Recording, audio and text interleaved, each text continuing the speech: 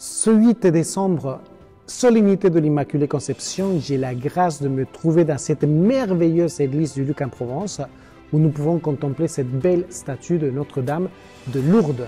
Et bien pour cette 12e conférence du temps de l'Avent, je vais vous parler de la très sainte Vierge Marie, étoile de l'espérance. À tout de suite.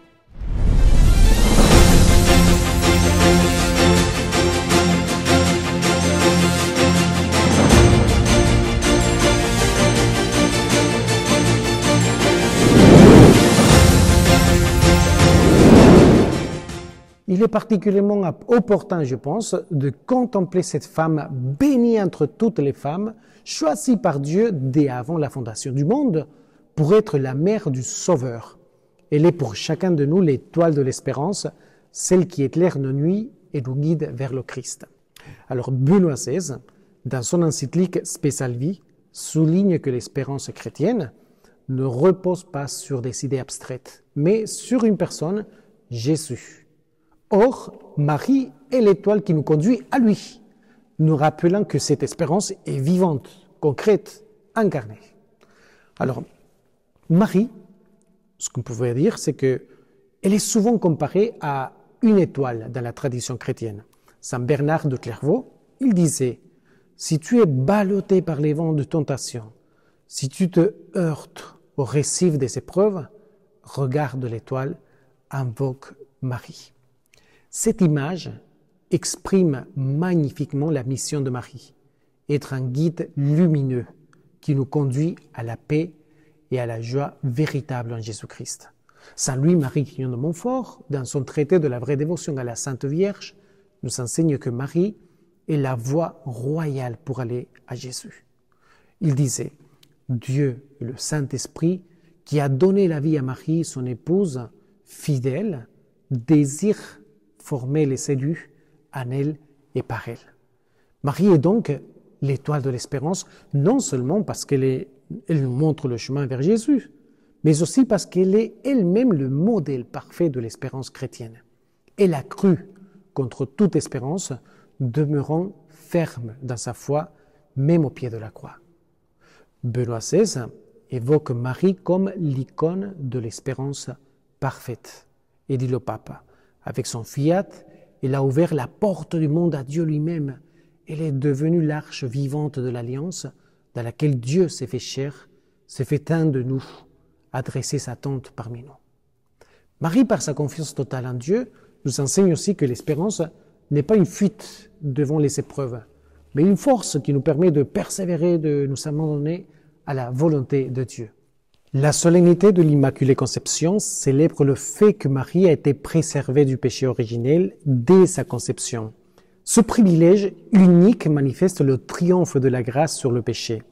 Elle est pour nous un signe éclatant que le mal n'a pas le dernier mot.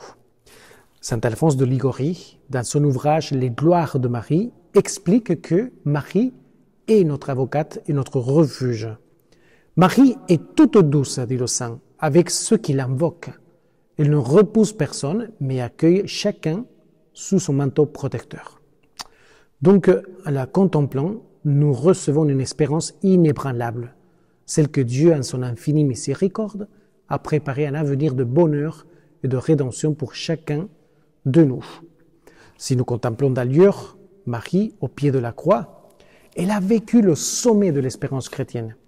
Elle a souffert avec son Fils, mais elle n'a jamais désespéré. Elle a cru à l'accomplissement de la promesse de la résurrection, même dans l'obscurité la plus totale. Et Benoît XVI souligne que Marie est un modèle d'espérance dans l'épreuve. Son espérance est le contraire de la résignation, dit le pape. Elle est une confiance active, enracinée dans la certitude que Dieu tient ses promesses. Et puis, si nous pensons, Marie guide les familles et guide aussi les communautés. Dans un monde souvent marqué par l'instabilité et la peur, Marie est toujours un point de repère stable. Elle montre aux familles, aux communautés et à l'Église tout entière comment vivre dans l'espérance et la foi. Combien de fidèles, je pense, à travers les siècles, ont trouvé consolation et force en se tournant vers Marie. Elle est cette étoile qui brille dans nos nuits personnelles, nous rappelons que Dieu ne nous abandonne jamais. En contemplant donc Marie, étoile de l'espérance, nous redécouvrons la profondeur de notre appel chrétien. Elle nous montre que l'espérance est une force vivante, capable de transformer nos vies et de donner un sens à toutes nos épreuves. Prions-la avec confiance, surtout en ce temps de l'Avent, pour qu'elle nous guide comme une étoile lumineuse vers la crèche de Bethléem, où nous trouverons l'espérance incarnée, Jésus-Christ notre Sauveur. Faisons une prière. Marie, étoile de l'espérance, guide-nous dans notre chemin de foi, aide-nous à garder les yeux fixés sur ton Fils, lumière du monde et source de notre joie. Alors, regardez encore une dernière fois cette belle image de Notre-Dame de Lourdes et dites avec moi, regarde l'étoile, regarde toujours Marie. À bientôt.